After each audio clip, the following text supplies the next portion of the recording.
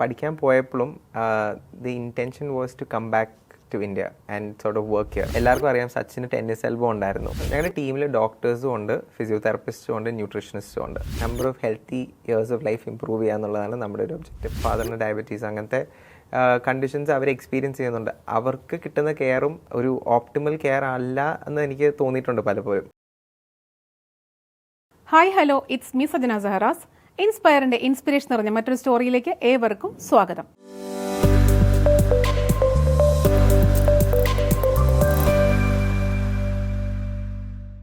നമ്മളെല്ലാവരും ഒരു ട്രീറ്റ്മെൻറ്റിനായിട്ടോ അല്ലെങ്കിൽ ഒരു സർജറിക്കായിട്ടോ ഹോസ്പിറ്റൽ കേസ് നമുക്ക് വരാറുണ്ട് അല്ലേ?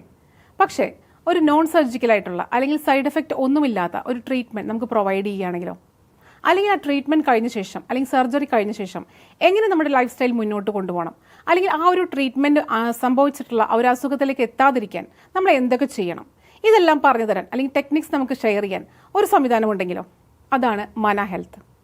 മന ഹെൽത്തിൻ്റെ CEO ആൻഡ് ഫൗണ്ടറാണ് നിഖിൽ ജോർജ്. അദ്ദേഹമാണ് ഇന്ന് നമ്മോടൊപ്പം ഉള്ളത്.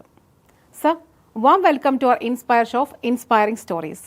Thank you for the introduction and welcome. Okay, Nikhil George, താങ്കളുടെ ബേസിക്സ് ഒക്കെ ഒന്ന് പറയോ? നാട് എവിടെയാണ്, വീട്ടിൽ ആരൊക്കെയുണ്ട്, എന്താണ് സാർ പഠിച്ചത്? നാട് എറണാകുളം തന്നെയാണ്. ഞാൻ എൻജിനീയറിംഗ് ആണ് അണ്ടർ ഗ്രാജുവേറ്റ് പഠിച്ചത്. അത് കഴിഞ്ഞിട്ട് ഞാൻ US പോയി മാസ്റ്റേഴ്സാണ് ചെയ്തത്. ബിസിനസ് ആൻഡ് പോളിസിയിലായിരുന്നു മാസ്റ്റേഴ്സ് ചെയ്തത്. അത് കഴിഞ്ഞ് ഞാനൊരു 5 വർഷം US വർക്ക് ചെയ്തു, ബോസ്റ്റണിലും ന്യൂയോർക്കിലായിട്ട്. അത് കഴിഞ്ഞ് തിരിച്ച് നാട്ടിലേക്ക് വന്നിട്ട് തുടങ്ങിയ ഒരു ബിസിനസ്സാണ് മാന ഹെൽത്ത്. എങ്ങനെയാണ് മാന ഹെൽത്ത് എന്ന സംരംഭത്തിലേക്ക് എത്തിയത്? മാന എന്ന് പറഞ്ഞ concept it's primarily focused on physical medicine and rehabilitation. അപ്പം ഞാൻ US വർക്ക് ചെയ്ത സമയത്താണെങ്കിലും ഞങ്ങൾ കുറേ പ്രോജക്ട്സ് ചെയ്യുമായിരുന്നു. എന്ന് പറഞ്ഞാൽ ഞാനൊരു ഹെൽത്ത് കെയർ കൺസൾട്ടൻ്റ് ആയിട്ടാണ് വർക്ക് ചെയ്തിരുന്നത് US. അപ്പോൾ ആ പ്രോജക്ട്സിൽ ഫിസിക്കൽ മെഡിസിൻ ആൻഡ് റീഹാബിലിറ്റേഷൻ സ്പേസിൽ ഒരു അൺമെറ്റ് നീഡ് ഉണ്ട് എന്നുള്ളത് നമ്മൾ പല പ്രോജക്ട്സിലും ഐഡൻറ്റിഫൈ ചെയ്തത്. അത് US ഉണ്ട്, ലോകത്തുള്ള ഓൾമോസ്റ്റ് എല്ലാ മാർക്കറ്റ്സിലും ഉള്ള ഒരു നീഡാണ്. എന്ന് പറഞ്ഞാൽ പ്രോപ്പറായിട്ട് ഫിസിക്കൽ തെറപ്പി മൊഡാലിറ്റീസ് യൂസ് ചെയ്തിട്ടുള്ള ട്രീറ്റ്മെൻറ്റ്, കൺസർവേറ്റീവ് ട്രീറ്റ്മെൻറ്റ്സ് അല്ലെങ്കിൽ non surgical and side effect free ആയിട്ടുള്ള ട്രീറ്റ്മെൻറ്റ്സ് കോമൺ ആയിട്ട് അവൈലബിൾ അല്ല. അത് US കുറവുണ്ട്, നമ്മുടെ നാട്ടിൽ ഒട്ടും തന്നെ അവൈലബിൾ അല്ല, റൈറ്റ്? അതുകൂടാതെ ഇപ്പം ഒരു അഡ്വേഴ്സ് ഇവൻറ്റ് വന്നു, ഇപ്പം ഒരു കണ്ടീഷൻ വന്നു അല്ലെങ്കിൽ സർജറി ചെയ്യേണ്ട ഒരു സിറ്റുവേഷൻ വന്നു. ആ സിറ്റുവേഷൻ കഴിഞ്ഞിട്ട് നമ്മൾ ആ ക്വാളിറ്റി ഓഫ് ലൈഫ് അല്ലെങ്കിൽ പ്രീവിയസ്ലി നമുക്കുണ്ടായിരുന്ന ആ ഫംഗ്ഷൻ എങ്ങനെ റീഗെയിൻ ചെയ്യാൻ പറ്റും, അതിനുള്ള ഗൈഡൻസ് പ്രൊവൈഡ് ചെയ്യുന്ന ഒരു സെൻറ്റർ നമ്മുടെ നാട്ടിൽ അവൈലബിൾ അല്ലായിരുന്നു. അപ്പം ആ ഒരു നീഡ് ഐഡൻറ്റിഫൈ ചെയ്തിട്ടാണ് ശരിക്കും പറഞ്ഞാൽ മാന ഹെൽത്ത് എന്ന് പറഞ്ഞൊരു കോൺസെപ്റ്റിലേക്ക് നമ്മൾ എത്തിയിരിക്കുന്നത്. നിഖിൽ, ഈ ഒരു ഹെൽത്ത് സർവീസ് നമ്മൾ പ്രൊവൈഡ് ചെയ്യുമ്പോൾ മാന എന്നൊരു പേരിലേക്ക് വരാനുള്ള കാരണം എന്താണ്? മാനയുടെ അർത്ഥം ലൈഫ് ഫോഴ്സ് എന്നാണ്. എന്ന് പറഞ്ഞാൽ the will to live, the need to live your life to the fullest. അതൊരു ഹവായൻ വേർഡാണ്. പക്ഷെ അതിൻ്റെ ആ മീനിങ് ഭയങ്കരമായിട്ട് ഇഷ്ടപ്പെട്ട കാരണം ആ ഒരു മീനിങ്ങിന് ഭയങ്കര സിഗ്നിഫിക്കൻസ് ഉണ്ട് ഈ ഒരു റീഹാബിലിറ്റേഷൻ സ്പേസിൽ. അങ്ങനെ പേരിട്ടതാണ്. ഇൻട്രോയിൽ ഞാൻ പറഞ്ഞിട്ടുണ്ടായിരുന്നു, ആക്ച്വലി നമുക്കൊരു ട്രീറ്റ്മെന്റ് നോൺ സർജിക്കൽ ആയിട്ട് അല്ലെങ്കിൽ സൈഡ് എഫക്റ്റ് ഇല്ലാതെ നമുക്ക് തരുന്ന ഒരു സംഭവമാണ് മന ഹെൽത്ത് എന്ന് പറയുന്നത്. അത് മാത്രമല്ലാതെ ഇപ്പോൾ ഒരു ട്രീറ്റ്മെന്റ് ചെയ്യേണ്ടി വന്നിട്ടുണ്ടെങ്കിൽ ആ ഒരു ട്രീറ്റ്മെന്റിലേക്ക് വീണ്ടും പോകാതിരിക്കാൻ അല്ലേ, അതും നമുക്ക് പ്രൊവൈഡ് ചെയ്യുന്നുണ്ട്. അപ്പോൾ ആക്ച്വലി ഒറ്റ വാക്കിൽ പറയുകയാണെങ്കിൽ മന ഹെൽത്ത് എന്താണ് ഒരു ക്ലയന്റിന് കൊടുക്കുക, അല്ലെങ്കിൽ ഒരു രോഗിയായിട്ട് വരുന്ന ഒരാൾക്ക് എന്തൊക്കെയാണ് പ്രൊവൈഡ് ചെയ്യുന്നത്? Experience the future of physical medicine and rehabilitation എന്നാണ് നമ്മുടെ ടാഗ് ലൈൻ. പക്ഷേ അതിനകത്ത് 2 അല്ലെങ്കിൽ 3 ഡിഫറെൻറ്റ് ഐറ്റംസ് ഉണ്ട് നമ്മൾ അഡ്രസ്സ് ചെയ്യുന്നത്. ഒന്ന് ഈസ് റെഡ്യൂസിങ് പെയിൻ. അധികം ആൾക്കാർ നമ്മുടെ അടുത്ത് വരുന്നത് മസ്കുലോസ്കെലറ്റൽ ഇഷ്യൂസ് ആയിട്ട് വരുന്ന അധികം ആൾക്കാർക്ക് പെയിൻ ആയിരിക്കും പ്രൈമറി സിംറ്റം. അപ്പോൾ ആ പെയിൻ റെഡ്യൂസ് ചെയ്യുക, അത് without the use of surgery, without the use of any significant medications എന്നുള്ള ഒരു കോൺസെപ്റ്റിലാണ് നമ്മൾ പെയിൻ റെഡ്യൂസ് ചെയ്യുന്ന ആ ഒരു ഫസ്റ്റ് എലിമെൻറ്റ് ചെയ്യുന്നത്. The other aspect of this is improving quality of life അല്ലെങ്കിൽ ഇംപ്രൂവിങ് ഫങ്ഷൻ. ചിലവർക്ക് ചില മൂവ്മെൻറ്റ് ഡിഫിക്കൽട്ടീസ് ഉണ്ടാവും, അല്ലെങ്കിൽ കോഗ്നിറ്റീവ് ഡിഫിക്കൽട്ടീസ് ഉണ്ടാവും. ആ ഫങ്ഷൻ ഇംപ്രൂവ് ചെയ്യുക. അപ്പം ഈ 3 എയിമിലാണ് ശരിക്കും പറഞ്ഞാൽ മാന ഹെൽത്ത് വർക്ക് ചെയ്യുന്നത്. Reducing pain, improving function, improving quality of life. So number of healthy years of life കൂട്ടുക എന്നുള്ളതാണ് നമ്മുടെ ഒരു ഒബ്ജക്റ്റീവ്. നേരത്തെ പറഞ്ഞ പോലെ എഞ്ചിനീയർ ആണെന്ന് പറഞ്ഞിരുന്നു. അപ്പോൾ എഞ്ചിനീയർ ഏത് സ്ട്രീമായിരുന്നു? ഞാൻ ബയോടെക് ആൻഡ് ബയോമെഡിക്കൽ എഞ്ചിനീയറിംഗ് ആയിരുന്നു. ആ ഒരു സ്ട്രീമിൽ നിന്നാണ് ഈ ഒരു സെക്ഷനിലേക്ക് എത്തിയിരിക്കുന്നത് അല്ലേ? അപ്പോൾ അതിൻ്റെ ആ ഒരു പോയിന്റ് എന്തെങ്കിലും ഒരു സ്റ്റോറി ചിലപ്പോൾ ഉണ്ടാവുമല്ലോ. എന്തായിരുന്നു ചിലപ്പോൾ ഒരു ഇങ്ങനത്തെ ഒരു ബുദ്ധിമുട്ട് ആളുകൾ സഹിക്കുന്നത് കണ്ടിട്ടായിരിക്കാം, അല്ലെങ്കിൽ ചിലപ്പം വീട്ടിൽ നിഖിലിൻ്റെ വീട്ടിൽ തന്നെ അങ്ങനത്തെ ഒരു ബുദ്ധിമുട്ടുണ്ടായിട്ടായിരിക്കും, നിഖിലിന് തന്നെ ഒരു ബുദ്ധിമുട്ടുണ്ടായിട്ടായിരിക്കാം. ചിലപ്പോൾ ഈ ഒരു ചിലരങ്ങനെയാണ്, അങ്ങനത്തെ ഒരു ബിസിനസ്സിലേക്ക് എത്തിച്ചേരുന്നത് ചിലപ്പോൾ അങ്ങനെയായിരിക്കാം. അങ്ങനെ എന്തെങ്കിലും ഒരു പോയിന്റ് പറയാനുണ്ടോ? ചെറുപ്പത്തിലെ എനിക്ക് ഹെൽത്ത് കെയറിനോട് താല്പര്യം ഉണ്ടായിരുന്നു. അതുകൊണ്ടാണ് ഈ ഒരു ഫീൽഡ് എഞ്ചിനീയറിംഗ് തന്നെ തിരഞ്ഞെടുത്തത്. US പോയി വർക്ക് ചെയ്തതും ഈ ഒരു സ്പേസിൽ തന്നെയായിരുന്നു. അപ്പം കുറേ സോർട്ട് ഓഫ് ഡിഫറെൻറ്റ് കണ്ടീഷൻസിനെ കുറിച്ച് പഠിക്കാനുള്ള ഒരു ഓപ്പർച്യൂണിറ്റി കിട്ടി. ഹെൽത്ത് കെയറിൽ തന്നെയാണ് ഞാൻ കഴിഞ്ഞ ഒരു 10 വർഷമായിട്ട് വർക്ക് ചെയ്ത് വരുന്നത്. അപ്പം ഇതിനെപ്പറ്റി പഠിക്കാനൊരു ഓപ്പർച്യൂണിറ്റി കിട്ടി. ഓരോ ഡിഫറെൻറ്റ് ആൾക്കാരുടെ സ്റ്റോറീസ് കേൾക്കാനൊരു ഓപ്പർച്യൂണിറ്റി കിട്ടി. വീട്ടിൽ ആക്ച്വലി പേരൻസിന് ക്രോണിക് കണ്ടീഷൻസും ഉണ്ട്. മദർ ഒരു ആർത്രൈറ്റിസ് പേഷ്യൻ്റ് ആണ്, അതുപോലെ തന്നെ ഫാദറിന് ഡയബറ്റീസ്, അങ്ങനത്തെ കണ്ടീഷൻസ് അവർ എക്സ്പീരിയൻസ് ചെയ്യുന്നുണ്ട്. അവർക്ക് കിട്ടുന്ന കെയറും ഒരു ഓപ്റ്റിമൽ കെയർ അല്ല എന്ന് എനിക്ക് തോന്നിയിട്ടുണ്ട് പലപ്പോഴും. ആ ഒരു ഇൻസ്പിറേഷൻ ഡെഫിനറ്റ്ലി ഉണ്ട്. പിന്നെ ചോദിക്കുകയാണെങ്കിൽ ആദ്യമേ പറഞ്ഞിരുന്നു US വർക്ക് ചെയ്തിട്ടുണ്ടെന്നുള്ളത്. അപ്പോൾ തീർച്ചയായിട്ടും ഒരു യുവാവ് എന്നുള്ള നിലയ്ക്ക് US സെറ്റിൽ ആയിട്ടുണ്ടെങ്കിൽ അവിടെ ഹാപ്പി ആയിട്ട് ജീവിക്കാനായിരിക്കും എല്ലാവരും പൊതുവെ ആഗ്രഹിക്കുന്നത്. അപ്പോൾ നിഖിൽ എന്തുകൊണ്ടാണ് US നിന്നും വിട്ട് കേരളത്തിലേക്ക് ചേക്കേറാനുള്ള കാരണം? പഠിക്കാൻ പോയപ്പോഴും the intention was to come back to India and sort of work here. അപ്പം പഠിച്ച് എനിക്ക് നല്ലൊരു ജോലി കിട്ടി, നല്ലൊരു ഓപ്പർച്യൂണിറ്റി കിട്ടി. അപ്പം കുറച്ചൊരു വർക്ക് എക്സ്പീരിയൻസ് കഴിഞ്ഞിട്ട് തിരിച്ച് നാട്ടിലേക്ക് വന്നൊരു ബിസിനസ് തുടങ്ങാം, ആ ഒരു കോൺസെപ്റ്റ് തിരിച്ചു വന്നു. കേരളത്തിൽ നിൽക്കുക എന്നുള്ളത് തന്നെയായിരുന്നു താല്പര്യം അല്ലേ? ഒരുപാട് ആക്ച്വലി എല്ലാവരും ഇല്ല, എന്നാൽ പോലും കുറച്ച് യുവാക്കളെങ്കിലും ആഗ്രഹിക്കുന്ന ഒരു കാര്യമാണ് പുറത്ത് പോയിട്ട് സെറ്റിൽ ആവണം, അല്ലെങ്കിൽ GCC അല്ലെങ്കിൽ UK അങ്ങനെയാണല്ലോ ഇപ്പോൾ അങ്ങോട്ട് പോയിക്കൊണ്ടിരിക്കുന്ന ആൾക്കാർ. അപ്പോൾ അതിൽ നിന്നും വിഭിന്നമായിട്ട് ഇവിടെ വന്ന് ഇവിടെ എന്തെങ്കിലും ചെയ്യണം, അല്ലെങ്കിൽ സമൂഹത്തിന് വേണ്ടി എന്തെങ്കിലും ചെയ്യണം എന്നുള്ള ആ ഒരു മൈൻഡ് ഇറ്റ്സ് റിയലി ഗുഡ്. ഇനി അടുത്ത ചോദിക്കുകയാണെങ്കിൽ, ഇപ്പോൾ നമ്മൾ നേരത്തെ പറഞ്ഞിരുന്നു എന്തൊക്കെയാണ് പ്രൊവൈഡ് ചെയ്യുന്നതെന്നുള്ളത്. അഫ്കോഴ്സ് ലോങ് ഹെൽത്തി ലൈഫാണ് മന ഹെൽത്ത് പ്രൊവൈഡ് ചെയ്യുന്നതിന് പോലും എന്തെല്ലാം ഏത് ടൈപ്പ് ഓഫ് അസുഖങ്ങൾക്കാണ് മന ഹെൽത്ത് കൂടുതൽ കോൺസെൻട്രേറ്റ് ചെയ്യുന്നത്? ഞങ്ങൾക്ക് പല ട്രീറ്റ്മെൻറ്റ് പ്രോഗ്രാംസ് ഉണ്ട്. ഞങ്ങളുടെ main treatment programme spinal wellness എന്ന് പറഞ്ഞൊരു പ്രോഗ്രാമാണ്. അത് അധികവും disc bulge, disc herniation, sciatica അങ്ങനത്തെ ഇഷ്യൂസ് അഡ്രസ്സ് ചെയ്യുന്ന ഒരു പ്രോഗ്രാമാണ്. അപ്പം പ്രോഗ്രാം ഹാസ് മെനി എലമെൻറ്റ്സ്. ഇപ്പം സ്പൈനൽ ഡീകംപ്രഷൻ തെറപ്പി എന്ന് പറഞ്ഞാൽ അതിൻ്റെ ഒരു മെയിൻ എലമെൻ്റ് ആണ്. അതുകൂടാതെ there are lots of pain management modalities that we use. അതുകൂടാതെ lifestyle correction, posture correction sessions, diet and nutrition counseling, ഇതെല്ലാം അടങ്ങുന്ന ഒരു ട്രീറ്റ്മെൻ്റ് ആണ് നമ്മുടെ സ്പൈനൽ വെൽനെസ് പ്രോഗ്രാമിൽ പ്രൊവൈഡ് ചെയ്യുന്നത്. പക്ഷേ ഒരു ഡിസ്ക് റിലേറ്റഡ് ഇഷ്യൂ ഉള്ള ഒരു പേഷ്യൻ്റ് ആദ്യം വരുമ്പം അവരുടെ ആ ഒരു ഇഷ്യൂയുടെ റൂട്ട് കോസ് അഡ്രസ്സ് ചെയ്യാൻ നമ്മൾ യൂസ് ചെയ്യുന്നത് സ്പൈനൽ ഡീകംപ്രഷൻ തെറപ്പി എന്ന് പറഞ്ഞൊരു അഡ്വാൻസ്ഡ് ആയിട്ടുള്ള US FDA CE അപ്രൂവൽ ഉള്ള ഒരു മൊഡാലിറ്റിയാണ്. ഫോർ എക്സാമ്പിൾ ഇപ്പം ഒരു വ്യൂവറായിട്ട് ചോദിക്കുകയാണെങ്കിൽ ട്രീറ്റ്മെന്റ് എന്ന് പറയുമ്പോൾ മെഡിസിൻസ് ഇല്ല എന്ന് പറയുന്നുണ്ട് അല്ലേ, സർജറീസും ഇല്ല എന്ന് പറയുന്നുണ്ട്.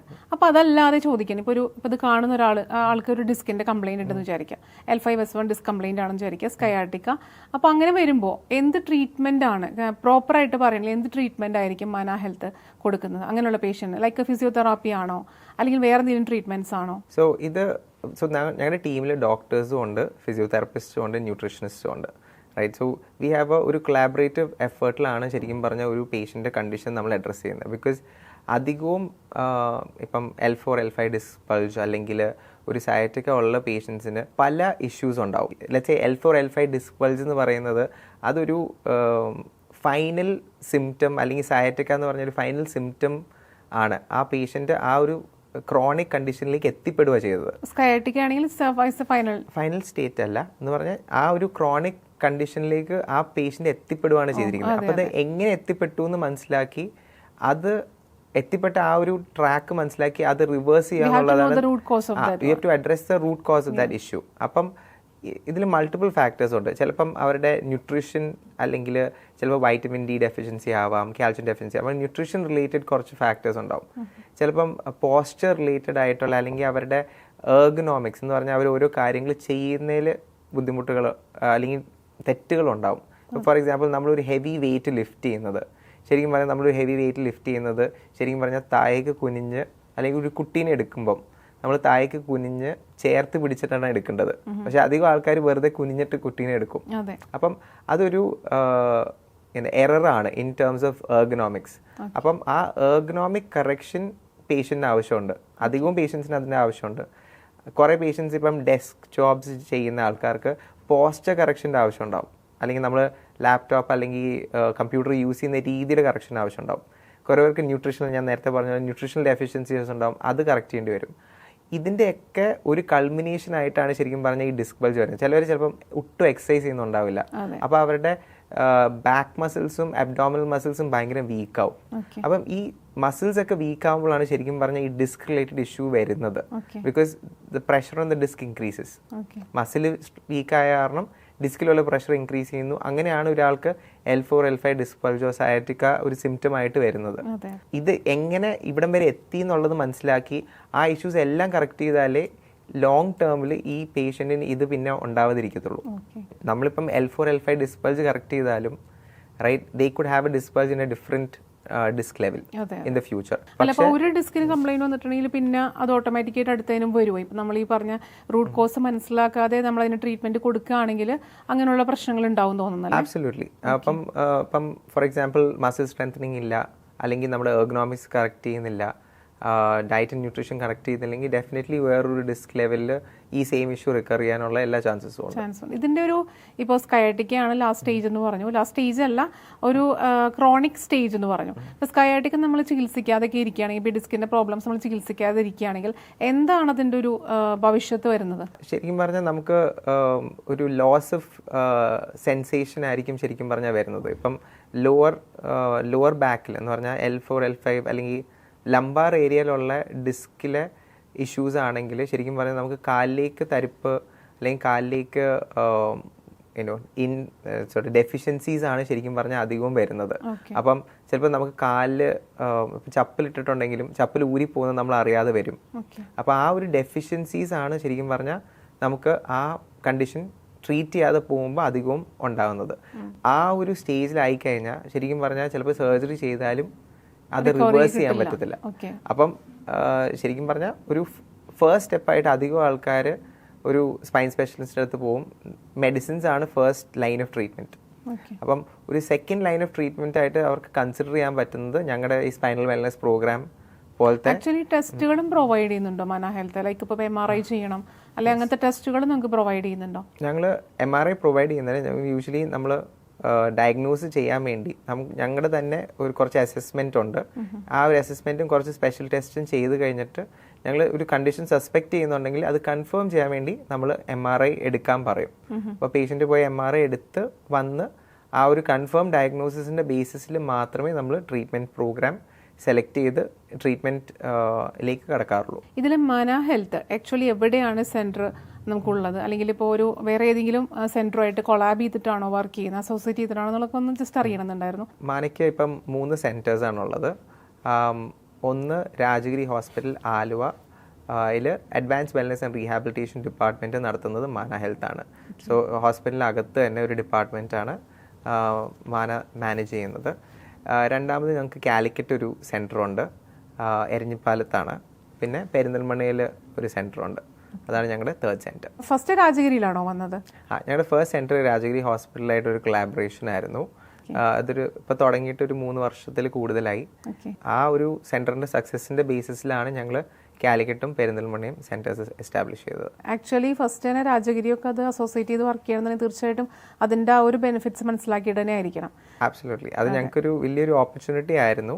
പക്ഷേ രാജഗിരി ഹോസ്പിറ്റലിൽ ഒരു കൺസർവേറ്റീവ് ട്രീറ്റ്മെൻറ്റ്സ്, ഇപ്പോൾ നോൺ സർജിക്കൽ ട്രീറ്റ്മെൻറ്റ്സിനൊരു ഓപ്പർച്യൂണിറ്റി വേണമെന്ന് അവിടുത്തെ മാനേജ്മെൻറ്റിന് തോന്നിയ കാരണമാണ് ഞങ്ങൾക്ക് അങ്ങനെ ഒരു ഓപ്പർച്യൂണിറ്റി കിട്ടിയത്. ഞങ്ങൾ ചെയ്യുന്നത് കുറച്ച് ഇന്നോവേറ്റീവ് ആയിട്ടുള്ള വർക്കാണ്. എവിഡൻസ് ബേസ്ഡ് ട്രീറ്റ്മെൻറ്റ്സ് ആണ് ഞങ്ങളെല്ലാം ചെയ്യുന്നത്. എല്ലാം USFDA CE അപ്രൂവ്ഡ് മൊഡാലിറ്റീസ് ആണ് ഞങ്ങൾ നേരത്തെ പറഞ്ഞ പോലെ. അപ്പം അങ്ങനത്തെ മൊഡാലിറ്റീസും അങ്ങനത്തെ എവിഡൻസ് ബേസ്ഡ് പ്രോഗ്രാംസും നമ്മുടെ നാട്ടിൽ, കേരളത്തിൽ മാത്രമല്ല ഇന്ത്യയിൽ തന്നെ കുറവാണുള്ളത്.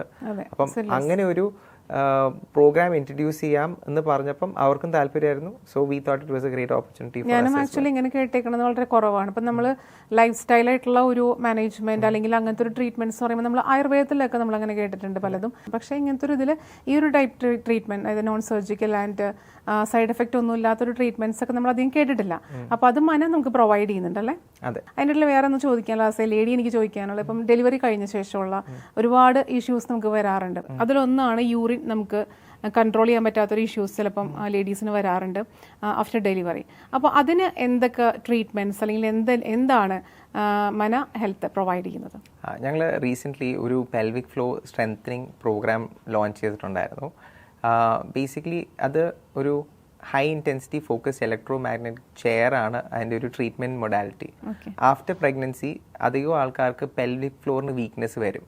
അപ്പം നമ്മൾ ചുമയ്ക്കുമ്പോഴോ കുനിയുമ്പോഴോ ചാടുമ്പോഴോ കുറച്ച് മൂത്രം പോകുന്ന പോലെ ഒരു ഫീലിംഗ്, അത് മൂത്രം പോകുന്ന ഒരു ഡിഫിക്കൽട്ടി അധികം ലേഡീസിന് വരാറുണ്ട്. അപ്പം അതിന് പെൽവിക് ഫ്ലോ സ്ട്രെങ്തനിങ് ആണ് പ്രൈമറിലി ചെയ്യേണ്ടത്. കീഗൽ എക്സസൈസ് ചെയ്യണം എന്നാണ് ആൾക്കാർ പറയുന്നത്. അപ്പം ഈ പെൽവിക് ഫ്ലോ സ്ട്രെങ്തനിങ് ചെയറിൽ ഒരു 30 മിനിറ്റ്സ് ഇരിക്കുവാണെങ്കിൽ ഇത് ഒരു 11,000 കീഗൽ എക്സസൈസസ് ചെയ്യുന്നതിന് ഇക്വാലൻ്റ് ആണ്. അപ്പം ഓൾമോസ്റ്റ് ഒരു 6 സെഷൻസ് ഓഫ് ഈ ഒരു ട്രീറ്റ്മെൻറ്റ് ചെയ്ത് കഴിയുമ്പം പെൽവിക് ഫ്ലോറിന് നല്ലൊരു സ്ട്രെങ്തനിങ് നമുക്ക് പ്രൊവൈഡ് ചെയ്യാൻ പറ്റും. അതിൻ്റെ കൂടെ തന്നെ എക്സസൈസും കുറച്ച് ലൈഫ് സ്റ്റൈൽ ഗൈഡൻസും കൂടെ ചെയ്യുവാണെങ്കിൽ ഈ ഒരു ഇഷ്യൂ ഓൾമോസ്റ്റ് നല്ല രീതിയിൽ റിസോൾവ് ചെയ്യാൻ പറ്റും. ഒരുപാട് ലേഡീസ് പറയാൻ പറ്റാത്ത ഒരു ഇഷ്യൂ ആണ്, കാരണം അത് മാറ്റിയെടുക്കാനും കുറച്ച് ബുദ്ധിമുട്ടാണ്. ആക്ച്വലി ഇങ്ങനത്തെ ഒരു സംഭവം അതിലുണ്ടെന്നുണ്ടെങ്കിൽ തീർച്ചയായിട്ടും അത് ഭയങ്കരമായിട്ട് ബെനിഫിറ്റ് ആയിക്കോളും. എന്താ ചെയറിന്റെ പേരൊന്നും കൂടെ പറയുമോ? അതൊരു പെൽവിക് ഫ്ലോ സ്ട്രെങ്തനിങ് ചെയർ ആണ്. അതിൻ്റെ treatment is high intensity focused electro magnetic therapy. അത് ബേസിക്കലി ഒരു ഇലക്ട്രോ മാഗ്നറ്റിക് സ്റ്റിമുലേഷൻ ആണ്. അത് മസിൽ കോൺട്രാക്ഷൻ കോസ് ചെയ്യും. അപ്പം ആ മസിൽ കോൺട്രാക്ട് ചെയ്ത് റിലാക്സ് ചെയ്ത് കോൺട്രാക്ട് ചെയ്ത് റിലാക്സ് ചെയ്ത് വരുമ്പം ആ മസിലിന് സ്ട്രെങ്തനിങ് വരും. നമ്മൾ ജിമ്മിൽ പോയി കുറച്ച് വെയിറ്റ് എടുക്കുമ്പം എക്സസൈസ് മൂവ്മെന്റ് വെച്ചിട്ടാണല്ലോ സ്ട്രെങ്തനിങ് ഉണ്ടാവുന്നത്. ആ സെയിം രീതിയിൽ പെൽവിക് ഫ്ലോർ മസിൽ സ്ട്രെങ്തൻ ചെയ്യാനുള്ള ഒരു മൊഡാലിറ്റി ആണിത്. ബിക്കോസ് ആ പെൽവിക് ഫ്ലോർ മസിൽ കറക്റ്റായിട്ട് ഐഡന്റിഫൈ ചെയ്ത് അതിന്റെ സ്ട്രെങ്തനിങ് ചെയ്യാൻ ആൾക്കാർക്ക് ഭയങ്കര ബുദ്ധിമുട്ട് വരാറുണ്ട്. അപ്പം നമ്മൾ ഫിസിയോതെറാപ്പിസ്റ്റ് ആണെങ്കിലും ഡോക്ടേഴ്സ് ആണെങ്കിലും പെൽവിക് ഫ്ലോർ മസിൽ സ്ട്രെങ്തൻ ചെയ്യാൻ പറയുമ്പം ആൾക്കാർ ചെയ്യുന്ന എക്സസൈസ് വെച്ച് ചിലപ്പം ആ കറക്റ്റ് മസിൽ സ്ട്രെങ്തൻ ആവുന്നുണ്ടോ എന്ന് നമുക്ക് അറിയാൻ പറ്റുന്നില്ല. അപ്പം ഈ ചെയറിൽ കറക്റ്റ് ആ ഒരു മസിലിനെ തന്നെ നമുക്ക് സ്ട്രെങ്തൻ ചെയ്യാൻ പറ്റും.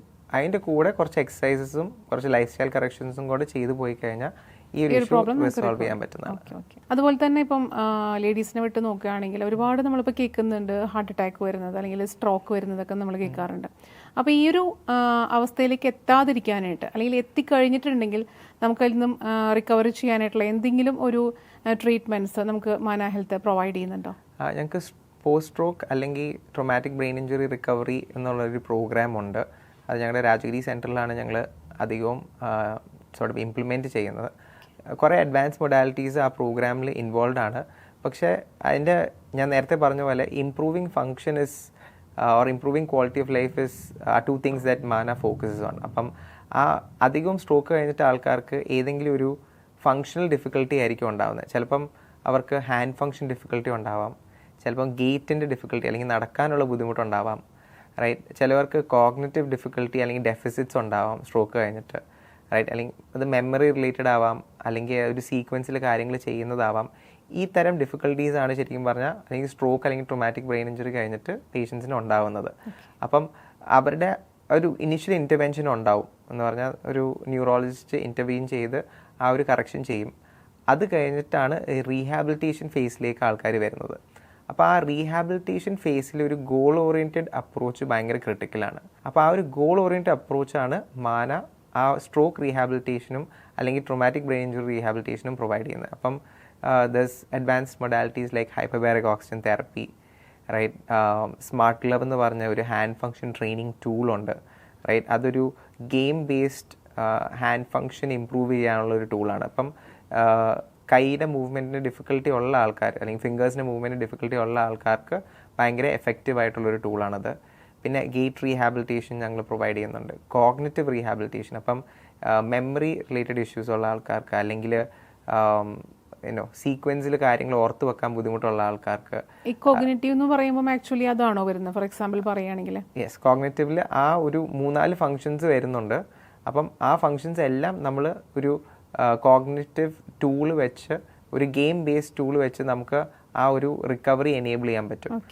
ഇത് തന്നെ ശരിക്കും പറഞ്ഞാൽ ഈ ഡിമെൻഷ്യ ഉള്ള പേഷ്യൻസ്, ഇപ്പം വാസ്കുലർ ഡിമെൻഷ്യ ആവാം, അല്ലെങ്കിൽ ആൽസൈമേഴ്സ് റിലേറ്റഡ് ഡിമെൻഷ്യ ആവാം, അല്ലെങ്കിൽ പാർക്കിൻസൺസ്, അങ്ങനത്തെ ന്യൂറോ ഡീജനറേറ്റീവ് കണ്ടീഷൻസ് ഉള്ള പേഷ്യൻസിനും ഈ കോഗ്നിറ്റീവ് റീഹാബിലിറ്റേഷൻ ടൂൾസ് ഭയങ്കര ഹെൽപ്ഫുൾ ആണ്.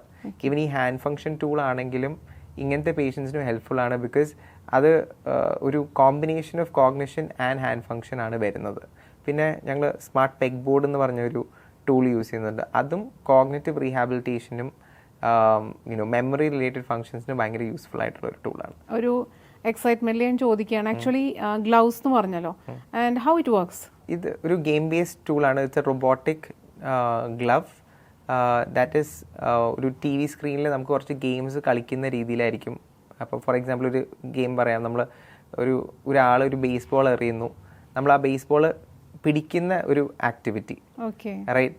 അതാണ് ശരിക്കും പറഞ്ഞാൽ ഗെയിമിൽ ചെയ്യിപ്പിക്കുന്നത്. അപ്പം ഹാൻഡ് ഫങ്ഷൻ മൂവ്മെൻ്റ് ഉള്ള ഒരാൾക്ക് ചിലപ്പോൾ മൊത്തമായിട്ട് പിടിക്കാൻ പറ്റില്ല, പക്ഷെ കുറച്ച് പിടിച്ചാലും പിടിച്ച പോലെ അവർക്ക് കാണാൻ പറ്റും ടി വി സ്ക്രീനിൽ. അതൊരു കളി. അല്ലെങ്കിൽ ഫോർ എക്സാമ്പിൾ ഒരു വെജിറ്റബിൾ, ഒരു ബോർഡിൽ വെജിറ്റബിൾസ് കട്ട് ചെയ്യുന്ന ആക്ടിവിറ്റി. അപ്പം നമ്മൾ കൈവച്ച് ഈ മൂവ്മെൻറ്റ് ചെയ്യുമ്പം ശരിക്കും പറഞ്ഞാൽ ആ വെജിറ്റബിൾ കട്ട് ചെയ്യുന്ന പോലെ നമുക്ക് സ്ക്രീനിൽ കാണാൻ പറ്റും. അപ്പം നമ്മൾ ആ മൂവ്മെൻറ്റ് ചെയ്യാനുള്ള ഒരു സോർട്ട് ഓഫ് ഇൻറ്റൻറ്റ് അവിടെ കാണിച്ചു കഴിയുമ്പോൾ തന്നെ ആ സ്ക്രീനിലെ ആക്ടിവിറ്റി വരുമ്പോൾ നമ്മൾ പതുക്കെ ആ ആക്ടിവിറ്റി ചെയ്യാൻ പിന്നെയും പഠിക്കുകയാണ്. ഫോർ എക്സാമ്പിൾ ചോദിക്കുകയാണെങ്കിൽ ഇപ്പോൾ നമുക്ക് ആ ഗ്ലൗസ് യൂസ് ചെയ്യണമെങ്കിൽ നമ്മുടെ ഒരു ലൈഫിൽ നമുക്ക് കൈ കൊണ്ട് ചെയ്യേണ്ട ചിലപ്പോൾ ഒരു ഗ്ലാസ് പഠിക്കാനൊക്കെ നമുക്ക് അതുകൊണ്ട് പറ്റും എന്നാണോ? നമ്മളിപ്പോൾ റീഹാബിലിറ്റേഷനിൽ ഏത് ഒരു ആക്ടിവിറ്റിയിലാണെങ്കിലും നമ്മൾ ആ ഫങ്ഷൻ ഇമ്പ്രൂവ് ചെയ്യാൻ വേണ്ടിയാണ് റീഹാബിലിറ്റേഷൻ ചെയ്യുന്നത്. അപ്പോൾ ഡേ 1 നമുക്ക് കുറച്ച് ഫങ്ഷനേ ഉണ്ടാവുള്ളൂ. Hopefully by day 20 or day 30 നമ്മുടെ ആ ഫങ്ഷൻ നല്ല രീതിയിൽ ഇമ്പ്രൂവ് ചെയ്യും. അപ്പം നമ്മുടെ ഗോൾ ചിലപ്പം പറഞ്ഞ പോലെ ആയിരിക്കും, വിച്ച് ഇസ് ആ ഗ്ലാസ് പിടിക്കുക എന്നുള്ളതായിരിക്കും നമ്മുടെ goal. Gradually we can get to that point. അപ്പം ഇപ്പോൾ സ്ട്രോക്ക് കഴിഞ്ഞിട്ടുള്ള ഒരു പേഷ്യൻറ്റിന് ശരിക്കും പറഞ്ഞാൽ ഫുൾ ഫങ്ഷൻ എത്തിച്ചു കൊടുക്കുക എന്നുള്ളതാണ് നമ്മുടെ എപ്പോഴും റീഹാബിലിറ്റേഷനിൽ കൂടെയുള്ള നമ്മുടെ ഗോൾ. പക്ഷേ that my take time in based on the patient. Mostly നമ്മൾ റീഹാബിലിറ്റേഷൻ ആണ് ഇതിൽ ഉദ്ദേശിക്കുന്നത്, മെന്റൽ ഹെൽത്ത് പ്രൊവൈഡ് ചെയ്യുന്നത് അല്ലേ? ഇത്രയും വലിയൊരു സംരംഭം കൊണ്ടുപോകുമ്പോൾ തീർച്ചയായിട്ടും കൂടെ ഒരു ടീം ഉണ്ടാവും അല്ലേ? ആ ടീമിന്റെ ഒപ്പം ആരൊക്കെയാണുള്ളത്, അല്ലെങ്കിൽ ടീമിൽ എത്ര പേരുണ്ട് എന്ന് പറയാമോ? ഞങ്ങൾക്ക് 25 മെമ്പേഴ്സ് ഉണ്ട് നമ്മുടെ ടീമിൽ. ഓൾമോസ്റ്റ് ക്ലിനിക്കൽ സൈഡ് അല്ലെങ്കിൽ medical team comprises of doctors and physiotherapist and nutritionist. ഞാൻ നേരത്തെ പറഞ്ഞ പോലെ ഡയറ്റ് ആൻഡ് ന്യൂട്രീഷൻ കൗൺസിലേഴ്സും ഉണ്ട്, ഫിസിയോതെറാപ്പിസ്റ്റും ഉണ്ട്, ഡോക്ടേഴ്സും ഉണ്ട്. അപ്പം ഞങ്ങൾക്ക് 3 ക്ലിനിക്കുണ്ട്. 3 ക്ലിനിക്കിലും ശരിക്കും പറഞ്ഞാൽ ഈ സോർട്ട് ഓഫ് പ്രൊഫഷൻസ് പ്രാക്ടീസ് ചെയ്യുന്ന ടീം മെമ്പേഴ്സും ഉണ്ട് നമുക്ക്, along with receptionist and counsellor, right? അതുകൂടാതെ ഞങ്ങളുടെ കോർപ്പറേറ്റ് ഓഫീസ് അല്ലെങ്കിൽ സോർട്ട് ഓഫ് ഓപ്പറേഷൻ സൈഡിൽ ഞങ്ങൾക്ക് ഓപ്പറേഷൻസ് ഹാൻഡിൽ ചെയ്യുന്ന ഒരു ടീമുണ്ട്, മാർക്കറ്റിംഗ് ഹാൻഡിൽ ചെയ്യുന്ന ഒരു ടീമുണ്ട്, കസ്റ്റമർ സർവീസ് ഹാൻഡിൽ ചെയ്യുന്ന ഒരു ടീമുണ്ട്, അക്കൗണ്ട്സിൻ്റെ ടീമുണ്ട്.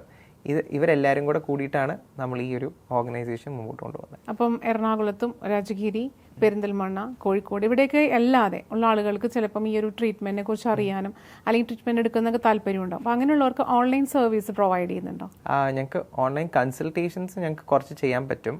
പക്ഷേ അധികവും കണ്ടീഷൻസിന് ഞങ്ങൾക്കൊരു ഫിസിക്കൽ അസസ്മെൻ്റ് ഇല്ലാതെ ഒരു ആക്യുറേറ്റ് ഡയഗ്നോസിസിലേക്ക് എത്താൻ പറ്റില്ല. അപ്പം ആ ദൂരെയുള്ള പേഷ്യൻസിൻ്റെ അടുത്ത് ഞങ്ങളുടെ ഏതെങ്കിലും ഒരു ക്ലിനിക്ക് വിസിറ്റ് ചെയ്തിട്ട് അവിടുത്തെ ഫിസിക്കൽ അസസ്മെൻറ്റിൻ്റെ ബേസിസിൽ ഒരു ഡയഗ്നോസിസിലേക്ക് എത്തിക്കഴിയുമ്പോൾ പിന്നെ ട്രീറ്റ്മെൻറ്റ് പ്ലാൻസ് സോർട്ട് ഓഫ് പറയാമെന്നാണ് പറയുന്നത്. അപ്പോൾ ആ ഒരു ഡയഗ്നോസിസിൻ്റെ ബേസിലാണ് നമ്മൾ ട്രീറ്റ്മെൻറ്റ് പ്ലാൻ പറയുന്നത്. ചിലപ്പോൾ ട്രീറ്റ്മെൻറ്റ് പ്ലാൻ ഒരാഴ്ചത്തെ ട്രീറ്റ്മെൻറ്റ് പ്ലാൻ ആയിരിക്കും, ചിലപ്പോൾ അത് 1.5 മാസത്തെ ട്രീറ്റ്മെൻറ്റ് അല്ലെങ്കിൽ 2 മാസത്തെ ട്രീറ്റ്മെൻറ്റ് ആവാം. അത് it all depends on the condition and the diagnosis. Actually 3 years ആയില്ലേ ഇത് നമ്മൾ സ്റ്റാർട്ട് ചെയ്തിട്ടല്ലേ? അപ്പോൾ എത്രത്തോളം പേഷ്യൻസ് നമുക്ക് ഇതിൽ ഈ ഒരു സർവീസ് അവരെടുത്തിട്ടുണ്ടാവും? 1000-ൽ കൂടുതൽ പേഷ്യൻസിനെ നമ്മൾ ഓരോ സെന്ററിലും ചിലപ്പോൾ ഹാൻഡിൽ ചെയ്തിട്ടുണ്ടാവും. So we had lot of centres, lot of people come through ആ സെന്റേഴ്സ്. ഞങ്ങളുടെ patient satisfaction numbers are very good. അപ്പം ആ ഒരു ബേസിസിലാണ് ഞങ്ങൾ അഡീഷണൽ സെന്റേഴ്സ് ഒക്കെ എസ്റ്റാബ്ലിഷ് ചെയ്തിരിക്കുന്നത്. നിഖിൽ, ഒരുപാട് ഇഞ്ചുറീസ് വന്നിട്ട് ഉള്ള ട്രീറ്റ്മെന്റ്സ് ചിലപ്പോൾ കൊടുത്തിട്ടുണ്ടാവും. അപ്പം ആ ഇഞ്ചുറീസ് വരുന്ന ആൾക്ക് എന്ത് സർവീസാണ് പ്രൊവൈഡ് ചെയ്യുന്നത് മെന്റൽ ഹെൽത്ത്? ഞങ്ങൾ മസ്ക്യുലോസ്കെലറ്റൽ ഒരു റീഹാബിലിറ്റേഷൻ പ്രോഗ്രാം ചെയ്യുന്നുണ്ട്. അതിൻ്റെ കൂടെ സ്പോർട്സ് ഇഞ്ചുറി റിക്കവറിക്കുള്ള പ്രോഗ്രാംസും ഉണ്ട്. അപ്പം മസ്ക്യുലോസ്കെലറ്റൽ ഇഷ്യൂസ് ശരിക്കും പറഞ്ഞാൽ എല്ലാവർക്കും വരുന്ന ഇഷ്യൂസാണ്. വീട്ടമ്മമാർ തൊട്ട് പ്ലംബേഴ്സ്, സ്പോർട്സ്മെൻ എല്ലാവർക്കും വരുന്ന ഇഷ്യൂസാണ്. ഇപ്പം എല്ലാവർക്കും അറിയാം സച്ചിന് ടെന്നീസ് എൽബോ ഉണ്ടായിരുന്നു. അപ്പോൾ ടെന്നീസ് എൽബോ ശരിക്കും പറഞ്ഞാൽ ഏറ്റവും കൂടുതൽ കണ്ടുവരുന്നത് പ്ലംബേഴ്സിലും ഇലക്ട്രീഷ്യൻസിലാണ്. ബിക്കോസ് റിപ്പീറ്റഡ് മൂവ്മെന്റ്സ് വരുമ്പോഴാണ് ശരിക്കും പറഞ്ഞാൽ ആ ഒരു ഇഷ്യൂ വരുന്നത്. സച്ചിനാകുമ്പോൾ repeated movement batting related movement ആയിരുന്നു. പക്ഷേ ശരിക്കും പറഞ്ഞാൽ ഒരു പ്ലംബറിന് ചിലപ്പം നെയിലടിക്കുന്ന മൂവ്മെന്റ് ആവും. അപ്പോൾ ആ ഒരു റിപ്പീറ്റഡ് മൂവ്മെൻറ്റ് കാരണം അങ്ങനത്തെ ഇഷ്യൂസ് വരുന്നത്. അങ്ങനത്തെ ഇഷ്യൂസ് റിസോൾവ് ചെയ്യാനുള്ളൊരു പ്രോഗ്രാമുണ്ട്. അപ്പം extra corporal shock wave therapy എന്ന് പറഞ്ഞൊരു മൊഡാലിറ്റിയാണ് ഞങ്ങൾ യൂസ് ചെയ്യുന്നത്. ക്രയോ തെറപ്പി എന്ന് പറഞ്ഞ വേറൊരു മൊഡാലിറ്റിയും യൂസ് ചെയ്യുന്നുണ്ട്. അതിൻ്റെ കൂടെ ഇതിൻ്റെ റിലേറ്റഡ് ആയിട്ടുള്ള എക്സസൈസസും കാര്യങ്ങളൊക്കെ ഉണ്ടാവും. അപ്പം പ്ലാന്റാ ഫേസൈറ്റിസ് ഇപ്പം വീട്ടമ്മമാർക്ക് വരുന്നൊരു ഇഷ്യൂ ആണ് എന്ന് പറഞ്ഞാൽ രാവിലെ എണീക്കുമ്പം ആദ്യത്തെ ഒരു 3-4 സ്റ്റെപ്പ് വെക്കാനുള്ള ഒരു വേദന, റൈറ്റ്? അതാണ് പ്ലാന്റാ ഫേസൈറ്റിസ്. കാലിൻ്റെ അടിയിലാണ് ശരിക്കും പറഞ്ഞാൽ നമുക്ക് വേദന വരുന്നത്. നോർമൽ ആൾക്കാർക്ക് വരുന്ന കണ്ടീഷൻസ് ആണ്. വളരെ എളുപ്പത്തിൽ സോൾവ് ചെയ്യാൻ പറ്റുന്ന ഇഷ്യൂസാണ് ഇഫ് ഡയഗ്നോസ്ഡ് കറക്റ്റ്ലി. അപ്പം ഇതിൻ്റെയൊക്കെ കൺസർവേറ്റീവ് ട്രീറ്റ്മെൻറ്റ്സ് എന്ന് പറഞ്ഞാൽ സൈഡ് എഫക്റ്റ് ഒന്നും ഇല്ലാത്ത നോൺ സർജിക്കൽ ആയിട്ടുള്ള ട്രീറ്റ്മെൻറ്റ്സ് നമ്മൾ പ്രൊവൈഡ് ചെയ്യുന്നുണ്ട്. പിന്നെ സ്പോർട്സ് ഇഞ്ചുറീസ്, നേരത്തെ പറഞ്ഞ പോലെ ACL ഡാമേജ് അല്ലെങ്കിൽ rotator cuff injury, shoulder, badminton പ്ലെയേഴ്സിന് വരുന്ന ഷോൾഡറിൻ്റെ ഇഞ്ചുറി, ACL ഡാമേജ് അധികം ഫുട്ബോൾ പ്ലെയേഴ്സിനാണ് വരുന്നത്. ഇതിൻ്റെയൊക്കെ സർജറിക്ക് ഉള്ള സ്റ്റേജ് ആയിട്ട് എന്ന് പറഞ്ഞൊരു ഫുൾ ടെയർ അല്ലാത്ത കേസസിലൊക്കെ ഞങ്ങൾക്ക് റീഹാബിലിറ്റേഷനിൽ കൂടെ തന്നെ അവരെ തിരിച്ച് ആ ഒരു നോർമൽ ഫംഗ്ഷനിലേക്ക് ചിലപ്പോൾ എത്തിക്കാൻ പറ്റിയെന്ന് വരും. ഇപ്പം അത് പറ്റാത്തൊരു സിറ്റുവേഷനാണ്, സർജറി ചെയ്യേണ്ട ഒരു സിറ്റുവേഷൻ ആണെങ്കിൽ സർജറി കഴിഞ്ഞിട്ടാണെങ്കിലും ഈ പേഷ്യൻസ് റീഹാബിലിറ്റേഷൻ ഇല്ലാതെ ഇവർക്ക് ഫുൾ ഫംഗ്ഷനിലേക്ക് എത്താൻ പറ്റില്ല. അപ്പം ആ ഒരു പോസ്റ്റ് സർജിക്കൽ റീഹാബിലിറ്റേഷൻ നമ്മൾ പ്രൊവൈഡ് ചെയ്യുന്നുണ്ട്. നിഖിൽ, ആക്ച്വലി നമുക്കൊരു അസുഖം വന്നിട്ടുണ്ടെങ്കിൽ തീർച്ചയായിട്ടും നമ്മൾ പോകുന്ന ട്രീറ്റ്മെൻറ്റ്സ് എന്ന് പറഞ്ഞാൽ അലോപ്പതി ഉണ്ടാവും, ആയുർവേദിക് ഉണ്ടാവും, അല്ലെങ്കിൽ ഹോമിയോ, അങ്ങനെയുള്ള ട്രീറ്റ്മെൻറ്റ്സിലേക്കാണ് നമ്മൾ പോവുക. മന ഹെൽത്ത് എന്ത് ടൈപ്പ് ഓഫ് ട്രീറ്റ്മെൻ്റ് ആണ് പ്രൊവൈഡ് ചെയ്യുന്നത്? ഞങ്ങളുടെ ട്രീറ്റ്മെൻറ്റ്സ് എല്ലാം പ്യുവർലി അലോപ്പത്തിക് ട്രീറ്റ്മെൻറ്റ്സ് ആണ്. മീനിങ് എവിഡൻസ് ബേസ്ഡ് ട്രീറ്റ്മെൻറ്റ്സ് ആണ്.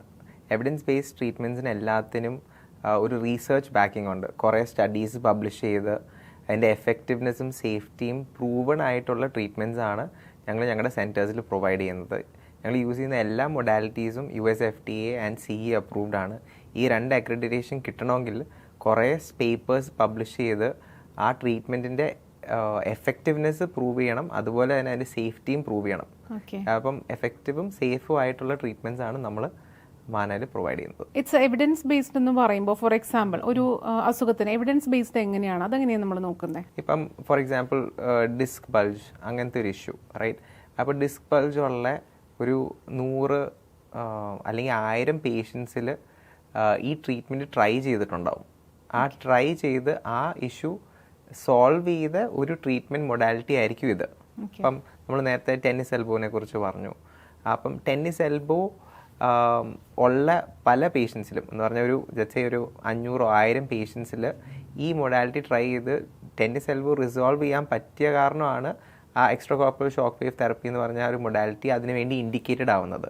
അപ്പം അങ്ങനെ ഓരോ കണ്ടീഷനും ഇൻഡിക്കേറ്റഡ് ആയിട്ടുള്ള ട്രീറ്റ്മെൻറ്റ് മൊഡാലിറ്റീസ് ആണ് നമ്മൾ ആ ഒരു കണ്ടീഷന് യൂസ് ചെയ്യുന്നത്. അതുപോലെ തന്നെ മറ്റൊരു ഇഷ്യൂ ആണ് മുട്ട് തേയ്മാനം എന്നൊക്കെ പറയുന്നത്. തീർച്ചയായിട്ടും ഒരു ഏജ്ഡ് ആയിട്ടുള്ള ആൾക്കാർക്ക് ഒരുപാട് കഷ്ടപ്പെടുന്നുണ്ട് മുട്ട് തേയ്മാനത്തിലൂടെയൊക്കെ. അപ്പം അവർക്ക് എന്ത് സർവീസാണ് മന ഹെൽത്ത് പ്രൊവൈഡ് ചെയ്യുന്നത്? മുട്ട് തേയ്മാനത്തിന് ഞങ്ങൾക്ക് ആർത്രൈറ്റിസ് വെൽനെസ് പ്രോഗ്രാം എന്ന് പറഞ്ഞൊരു പ്രോഗ്രാമുണ്ട്. മുട്ട് തേയ്മാനത്തിന് കുറേ ഗ്രേഡ്സ് ഉണ്ട്. Grade 1, grade 2, grade 3, grade 4. അപ്പം ഒരു ഗ്രേഡ് 4 ഒക്കെ ആയിക്കഴിഞ്ഞാൽ അധികം ആൾക്കാർ നീ റീപ്ലേസ്മെൻറ്റ് സർജറിക്കാണ് പോകുന്നത്. പക്ഷേ അതിന് മുമ്പായിട്ട് ഗ്രേഡ് 1, ഗ്രേഡ് 2 അല്ലെങ്കിൽ ഗ്രേഡ് 3 സ്റ്റേജസിലൊക്കെ ശരിക്കും പറഞ്ഞാൽ ഞങ്ങൾക്കൊരു നല്ലൊരു സൊല്യൂഷൻ പ്രൊവൈഡ് ചെയ്യാൻ പറ്റും പേഷ്യൻസിന്. ബേസിക്കലി മുട്ടിൻ്റെ തേയ്മാനം അധികവും ഈ കാർട്ടിലേജിൻ്റെ ഡീജനറേഷൻ കാരണമാണ് ഉണ്ടാകുന്നത്. അപ്പോൾ ആ കാർട്ടിലേജിൻ്റെ റിപ്പയറും അതുപോലെ തന്നെ ആ പെയിനും ഇൻഫ്ലമേഷനും കുറയ്ക്കാൻ പൾസ് സിഗ്നൽ തെറപ്പി എന്ന് പറഞ്ഞൊരു മൊഡാലിറ്റി ഞങ്ങൾ യൂസ് ചെയ്യുന്നുണ്ട്. അതുകൊണ്ട് ആക്ച്വലി ലോങ് ടേം നല്ലൊരു റിസൾട്ട് ഞങ്ങൾ കണ്ടുവരുന്നുണ്ട്. ഇത് ഓൾമോസ്റ്റ് രാജഗിരിയിൽ ഓൾമോസ്റ്റ് 3 years ആയിട്ട് ഞങ്ങൾ യൂസ് ചെയ്യുന്ന ഒരു മൊഡാലിറ്റിയാണ്. ലോങ് ടേം റിക്കവറി പേഷ്യൻസിന് നമ്മൾ കാണുന്നുണ്ട് ഈ ഒരു മൊഡാലിറ്റി യൂസ് ചെയ്ത്. അറ്റ്ലീസ്റ്റ് ഈ സർജറി കുറേ വർഷത്തേക്ക് നമുക്ക് പ്രൊലോങ് ചെയ്യാൻ എന്ന് പറഞ്ഞാൽ പുട്ട് ഓഫ് ചെയ്യാൻ പറ്റും potentially by doing this treatment. അപ്പം മുട്ടിൻ്റെ ഫംഗ്ഷൻ ആ വേദനയും ഇഷ്യൂസൊക്കെ മാറ്റിയിട്ട് നോർമൽ ഫംഗ്ഷനിലേക്ക് എത്തിക്കുക എന്നുള്ളതാണ് നമ്മുടെ ഒബ്ജക്റ്റീവ് അവിടെ. അപ്പം ആർത്രൈറ്റിസിനെ കുറിച്ചും അല്ലെങ്കിൽ സ്ട്രോക്ക് ഉണ്ടായാലുള്ള ബുദ്ധിമുട്ട്, സ്കാറ്റിക്, ഇതിൻ്റെയൊക്കെ നമ്മൾ പറഞ്ഞു കഴിഞ്ഞു. അപ്പോൾ ഈ ഒരു അസുഖങ്ങളിലേക്കൊക്കെ വരാതിരിക്കാൻ ബേസിക് ആയിട്ട് നമ്മൾ ചെയ്യാന്ന് പറയുന്നത് വെയിറ്റ് ലോസ് മാനേജ്മെന്റ് ആണ്. അപ്പോൾ ഈ വെയിറ്റ് ലോസ് മാനേജ്മെന്റിന് എന്ത് ട്രീറ്റ്മെന്റ് അല്ലെങ്കിൽ എന്ത് സർവീസാണ് മന ഹെൽത്ത് പ്രൊവൈഡ് ചെയ്യുന്നത്? സോ ഈ അമിതവണ്ണം റിസോൾവ് ചെയ്യാൻ വേണ്ടി ഞങ്ങൾ ആക്സെപ്റ്റൻസ് ബേസ്ഡ് ബിഹേവിയറൽ തെറപ്പി എന്ന് പറഞ്ഞ ഒരു റീസെർച്ച് ബേസ്ഡ് അല്ലെങ്കിൽ എവിഡൻസ് ബേസ്ഡ് ആയിട്ടുള്ള ഒരു ട്രീറ്റ്മെൻറ്റ് പ്രോഗ്രാം ഇൻട്രൊഡ്യൂസ് ചെയ്തിട്ടുണ്ട്. അതിൻ്റെ കൂടെ തന്നെ ആക്സെപ്റ്റൻസ് ബേസ്ഡ് ബിഹേവിയറൽ തെറപ്പിയുടെ കൂടെ തന്നെ നമ്മളിപ്പോൾ കോമൺ ആയിട്ട് യൂസ് ചെയ്യുന്ന physical therapy modalities, right, high intensity focused electromagnetic therapy അല്ലെങ്കിൽ ഷോക്ക് വേവ് തെറപ്പി, ഇതെല്ലാം യൂസ് ചെയ്ത് ഒരു കമ്പൈൻഡ് ആയിട്ടുള്ളൊരു പ്രോഗ്രാം, ഒരു weight loss and management programme നമ്മൾ ഇപ്പോൾ സ്റ്റാർട്ട് ചെയ്തിട്ടുണ്ട്. ഇതിൻ്റെ പ്രത്യേകത എന്താണെന്ന് വെച്ച് കഴിഞ്ഞാൽ അധികം ആൾക്കാർക്ക് ശരിക്കും പറഞ്ഞാൽ വെയിറ്റ് ലൂസ് ചെയ്യാൻ ബുദ്ധിമുട്ടില്ല. എന്ന് പറഞ്ഞാൽ 2-3 മാസം എന്തെങ്കിലുമൊക്കെ ചെയ്ത് നമുക്ക് ചിലപ്പോൾ വെയിറ്റ് കുറയും. പക്ഷെ അത് മെയിൻറ്റെയിൻ ചെയ്ത് പോകാനാണ് ഏറ്റവും വലിയ ബുദ്ധിമുട്ട് വരുന്നത്. സോ ഈ പ്രോഗ്രാം വഴി ഞങ്ങൾ പഠിപ്പിച്ചു കൊടുക്കുന്നത് എങ്ങനെ സോർട്ട് ഓഫ് ഹെൽത്തി ആയിട്ട് സിസ്റ്റമാറ്റിക് ആയിട്ട്, ഈവൻ ഇപ്പോൾ മെഡിക്കൽ കണ്ടീഷൻ ഉള്ള ഒരാളാണെങ്കിലും റൈറ്റ്, ഹെൽത്തി ആയിട്ട് സിസ്റ്റമാറ്റിക് ആയിട്ട് വെയിറ്റ് എങ്ങനെ കുറയ്ക്കാൻ പറ്റും, പിന്നെ കുറച്ച് psychological tools to keep the weight off. നമ്മൾ ആ വെയിറ്റ് ലോസ് നമ്മൾ അറ്റൈൻ ചെയ്തു, ഇപ്പോൾ let's say 10 kgs 15 kgs weight loss നമ്മൾ അറ്റൈൻ ചെയ്തു എന്ന് വെച്ചോ, അത് നമ്മൾ എങ്ങനെ മെയിൻറ്റെയിൻ ചെയ്യണം, ഈ 2 ആസ്പെക്റ്റും പഠിപ്പിച്ചു കൊടുക്കുന്ന ഒരു പ്രോഗ്രാമാണ് അക്സെപ്റ്റൻസ് ബേസ്ഡ് ബിഹേവിയറൽ തെറപ്പി. അത് സപ്പോർട്ടിംഗ് ആയിട്ട് നമ്മൾ ഈ മൊഡാലിറ്റീസും യൂസ് ചെയ്യുന്ന കാരണം നല്ലൊരു change, not just weight loss but inch ലോസും നമുക്ക് പ്രൊവൈഡ് ചെയ്യാൻ പറ്റും. അല്ലെങ്കിൽ തീർച്ചയായിട്ടും ഈ പറഞ്ഞ സ്റ്റേറ്റ് ഓഫ് കണ്ടീഷൻസ് ഒക്കെ ഒരുപാട് ആളുകൾ സഹിക്കുന്നതാണ്. അപ്പോൾ അത് തീർച്ചയായിട്ടും നമ്മുടെ കേരളത്തിൽ മാത്രമല്ല, ഔട്ട് ഓഫ് കേരളയും ഒരുപാട് ആൾക്കാർക്ക് ഇങ്ങനത്തെ ഒരു ബുദ്ധിമുട്ടുണ്ടാവും. അപ്പോൾ ഈ ബുദ്ധിമുട്ടുകൾ സഹിക്കുന്ന ആൾക്കാർക്ക് അല്ലെങ്കിൽ ബുദ്ധിമുട്ടുകൾ ഈ പ്രയാസങ്ങളിൽ പോകുന്ന ആൾക്കാർക്ക് ഈ ഒരു സർവീസ് കിട്ടണമെന്ന് താല്പര്യമുണ്ടാവും. അങ്ങനെ വരുമ്പോൾ നമ്മൾ എങ്ങനെയാണ് ഒരു ഫ്രാഞ്ചൈസി കാര്യങ്ങളൊക്കെ അങ്ങോട്ട് കൊടുക്കുന്നത്, ഏത് രീതിയിലാണ്? ഞങ്ങളിപ്പം കേരളത്തിൽ ആകെ 3 സെൻറ്റേഴ്സ് നമുക്കുള്ളൂ. ഞങ്ങൾക്ക് പൊട്ടൻഷ്യലി ഒരു 6-7 സെൻറ്റർ നമുക്ക് കേരളത്തിൽ തന്നെ എസ്റ്റാബ്ലിഷ് ചെയ്യാൻ പറ്റിയെന്ന് വരും. അപ്പം തൃശ്ശൂർ, തിരുവല്ല, കണ്ണൂർ, ട്രിവാൻഡ്രം ഇങ്ങനത്തെ ലൊക്കേഷൻസിലേക്ക് ഞങ്ങൾക്ക് എക്സ്പാൻഡ് ചെയ്താൽ കൊള്ളാമെന്നുണ്ട്. അതൊരു ഫ്രാഞ്ചൈസി അല്ലെങ്കിൽ ഒരു പാർട്ട്ണർഷിപ്പ് മോഡലിലാണ് ഞങ്ങൾ എക്സ്പാൻഡ് ചെയ്യാൻ ഉദ്ദേശിക്കുന്നത്. അതൊരു infrastructure and equipment sort of partnership എന്നുള്ള രീതിയിലായിരിക്കും ഞങ്ങൾ മുമ്പോട്ട് പോകുന്നത്. അതുപോലെ തന്നെ കേരളത്തിൻ്റെ പുറത്തേക്ക് ഇപ്പം തമിഴ്നാട്, കർണാടക, ആന്ധ്രാപ്രദേശ്, തെലങ്കാന, ഓൾമോസ്റ്റ് എല്ലാ സൗത്ത് ഇന്ത്യൻ സ്റ്റേറ്റ്സിലും ഇങ്ങനത്തെ സെൻറ്റേഴ്സ് എസ്റ്റാബ്ലിഷ് ചെയ്താൽ കൊള്ളാമെന്ന് ഞങ്ങൾക്കുണ്ട്. അപ്പം വേറൊരു സ്റ്റേറ്റിലേക്ക് പോകുമ്പം ആ ഒരു സ്റ്റേറ്റിൽ ലോക്കലായിട്ടുള്ള ഒരു മാസ്റ്റർ ഫ്രാഞ്ചൈസി പാർട്ട്ണർ എന്നുള്ള രീതിയിലായിരിക്കും ഞങ്ങൾ ആ ഒരു എക്സ്പാൻഷൻ പ്ലാൻ ചെയ്യുന്നത്. ആ ഒരു master franchise partner 1-2 centres establish ചെയ്തിട്ട് പിന്നെ സബ് ഫ്രാഞ്ചൈസീസും അല്ലെങ്കിൽ സബ് പാർട്ട്ണർഷിപ്സും ഇതിലേക്ക് പോകാം എന്നുള്ളൊരു ഉദ്ദേശത്തിലാണ് ഞങ്ങളിപ്പോൾ നിൽക്കുന്നത്. ഞങ്ങളുടെ മോഡൽ ശരിക്കും പറഞ്ഞാൽ ഒരു പ്യുവർ ഫ്രാഞ്ചൈസിങ് മോഡൽ അല്ല. ശരിക്കും പറഞ്ഞാൽ ഞങ്ങളുടെ സെൻറ്റേഴ്സ് എല്ലാം ഞങ്ങൾ തന്നെയാണ് ഓപ്പറേറ്റ് ചെയ്യുന്നത്. അപ്പം ഈവൻ ഇഫ് ഇറ്റ് ഇസ് ഒരു ഇൻഫ്രാസ്ട്രക്ചറിലും എക്യുപ്മെൻറ്റിലും ഒരു ഇൻവെസ്റ്റ് ചെയ്യുവാണെങ്കിലും അതിൻ്റെ ഓപ്പറേഷൻ മാന തന്നെയായിരിക്കും ഹാൻഡിൽ ചെയ്യുന്നത്. ബിക്കോസ് ഹെൽത്ത് കെയർ ആയ കാരണം അങ്ങനത്തെ ഒരു സെൻറ്റർ ശരിക്കും പറഞ്ഞാൽ ഒരു എക്സ്റ്റേണൽ ഇൻവെസ്റ്റർ അല്ലെങ്കിൽ ഒരു മെഡിക്കൽ ഫീൽഡ് ബാക്ക്ഗ്രൗണ്ട് ഇല്ലാത്തൊരു ഇൻവെസ്റ്ററിന് ചിലപ്പോൾ മാനേജ് ചെയ്യാൻ പറ്റിയെന്ന് വരില്ല. ആൻഡ് ഞങ്ങളുടെ ബ്രാൻഡ് നെയിം, ഞങ്ങളുടെ quality of service is associated with ആ ബ്രാൻഡ് നെയിം. അപ്പോൾ ആ ഒരു ബ്രാൻഡ് ക്വാളിറ്റി മെയിൻറ്റെയിൻ ചെയ്യാൻ വേണ്ടി ഞങ്ങൾ തന്നെയായിരിക്കും സെൻറ്റേഴ്സ് ഓപ്പറേറ്റ് ചെയ്യുന്നത്. ഹുവെവർ ഇസ് ഇൻവെസ്റ്റിംഗ് അവരൊരു പാസീവ് ഇൻവെസ്റ്റേഴ്സ് തന്നെയായിരിക്കും in the running of the centre. നമുക്ക് എല്ലാവർക്കും തീർച്ചയായിട്ടും ഒരു ട്രീറ്റ്മെൻറ്റ്, ഒരു ഹോസ്പിറ്റൽ വിസിറ്റ്, ഒരു സർജറി ഒക്കെ എപ്പോഴെങ്കിലും ആവശ്യമായി വന്നിട്ടുണ്ടാവും. പക്ഷേ ആ ഒരു അസുഖം വരുമ്പോൾ ആ ഒരു സർജറിയിലേക്ക് പോകാതെ അല്ലെങ്കിൽ റിസ്ക് ഫ്രീ ആയിട്ടുള്ള ട്രീറ്റ്മെൻറ്റ് നമുക്ക് പ്രൊവൈഡ് ചെയ്യുന്നതാണ് മന ഹെൽത്ത്. സോ ആ മന ഹെൽത്തിൻ്റെ വിശേഷങ്ങളാണ് നിഖിൽ ജോർജുമായിട്ട് നമ്മൾ ഇത്ര നേരം പങ്കുവച്ചത്. തീർച്ചയായിട്ടും ഒരുപാട് എക്സ്പാൻഷൻസിലേക്കും ഫ്യൂച്ചർ പ്ലാൻസിലേക്കും പോകാനായിട്ട് അവർക്ക് സാധിക്കട്ടെ എന്ന് ആശംസിക്കുന്നു. അതോടൊപ്പം തന്നെ ഇൻസ്പയറിംഗ് ആയിട്ടുള്ള ഒരുപാട് സ്റ്റോറീസ് ഇൻസ്പയറിലൂടെ ഇനി കാണാം എന്ന പ്രതീക്ഷയോടെ it's me Sajna Sara signing of.